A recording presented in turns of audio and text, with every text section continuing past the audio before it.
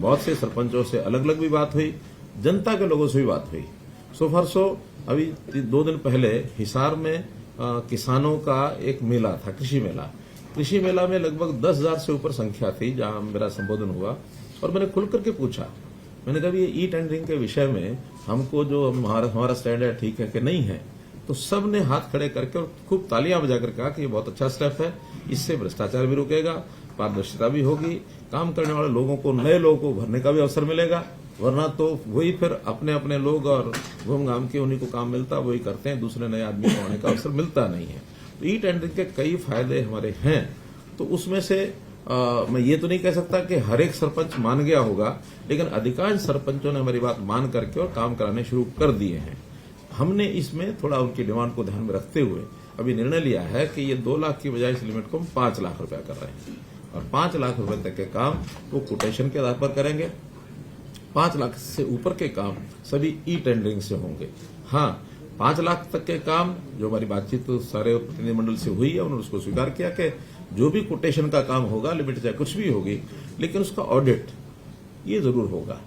और ऑडिट का सिस्टम भी अब जिसको कहना चाहिए कि ऑनलाइन प्रणाली से ही होगा। ऑनलाइन प्रणाली से ही उसके जो एस्टीमेट हैं वो तैयार किए जाएंगे, ऑनलाइन उसकी एमबी भरनी होगी, बिल भी अपलोड होंगे, भुगतान जो है वो भी एक कॉमन पोर्टल से होगा। विषय आएगा रेट का। रेट्स 2 प्रकार के ये प्रचलित हैं।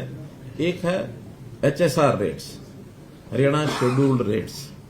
दूसरे हैं डीसी रेट्स। लोकल लेवल पर डीसी रेट शायद इसीलिए बनाए गए हैं कि हर जिले में इस प्रकार की चीजों के रेट थोड़ा डिफर करते हैं। चाहे रेत का रेट है, चाहे ईंटों का रेट है, चाहे मानो टाइल्स का रेट है, क्योंकि जो बल्कि मटेरियल होता है उस रेट को वहां के लोकल परिस्थिति के हिसाब से रखना पड़ता है। उसका फ्रेट कितना लगता है, कितनी दूर से लाना पड़ता है, इसलिए एक ही रेट नहीं रखा जा सकता। जहां ईंटें बनती हैं वहां थोड़ी सस्ती मिलेंगी, जहां ईंटें बनती ही नहीं है, दूर से आती हैं, तो स्वाभाविक है ईंट के रेट से एक बहुत बड़ा प्रतिशत उसका फ्रेट में जाएगा। यही स्थिति मिट्टी की, रेत की, इंटरलॉकिंग टाइल्स की, कभी कभी मजदूरी भी अलग अलग होती है।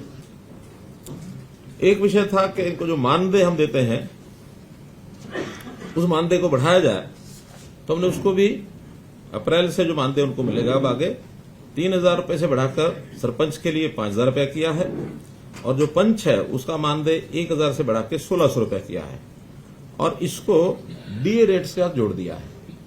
यानी जो बेसिक 3,000 और 1,000 है, इसके ऊपर डीए, जैसे आज की डेट में वैसे तो डीए 40-42% ही है, 42%। हाँ, तो 42% के हिसाब से तो ये बनता 4,200 रुपया, लेकिन अभी हमने उसको 5,000 कर दिया है। इसी प्रकार से 1,000 का भी वो 1,400 बनता, उसको 1,600 कर दिया। तो ये डीए बढ़ते बढ़ते 60% से जब ऊपर हो जाएगा, तब उनका उस डीए के हिसाब से जो उचित होगा वो फिर 5,000 से भी ऊपर वो जा सकते हैं सरपंच, और ये 1,600 रुपए से भी ऊपर जा सकते हैं। As per calculation of DA ये इनके रेट हर 6 महीने के हिसाब से वो बढ़ते जाएंगे।